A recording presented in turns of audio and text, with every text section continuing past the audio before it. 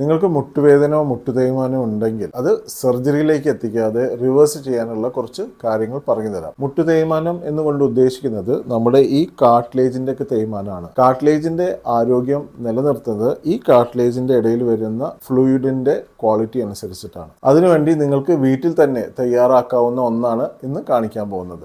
രാവിലെ ചെയ്യാവുന്ന ഒരു ലളിതമായ രീതിയാണ് കാപ്പിയിൽ കുറച്ച് നെയ്യ് ചേർത്ത് ഉപയോഗിക്കുന്നത്. പഴയ കാലത്ത് നെയ്യ് ചേർത്ത് പാലോ കഞ്ഞിയോ ഉപയോഗിച്ചിരുന്ന പല സംസ്കാരങ്ങളും ഉണ്ടായിരുന്നത് പതിവായിരുന്നു. നേപ്പാളൊക്കെ ഉള്ള പോലത്തെ പർവ്വതനിരകളുള്ള സ്ഥലത്ത് ജോയിന്റിന്റെ ലൂബ്രിക്കേഷൻ നിലനിർത്താനൊക്കെ ഹെൽത്തി ആയിട്ടുള്ള ഫാറ്റ് ഉപയോഗിക്കുന്ന ഒരു സംസ്കാരം ഉണ്ടായിരുന്നു. നമ്മുടെ നാട്ടിലും പൂർവികർ ഈ കാപ്പിയുടെ കൂടെ നെയ്യ് കഴിക്കുക എന്നുള്ളൊരു സമ്പ്രദായം ഉണ്ടായിരുന്നു. നമ്മുടെ വീട്ടിലിപ്പോൾ ഫ്രഷ് ആയിട്ട് കുറച്ച് നെയ്യ് ഉണ്ടാക്കിയിട്ട് അതൊന്ന് യൂസ് ചെയ്യാണ്.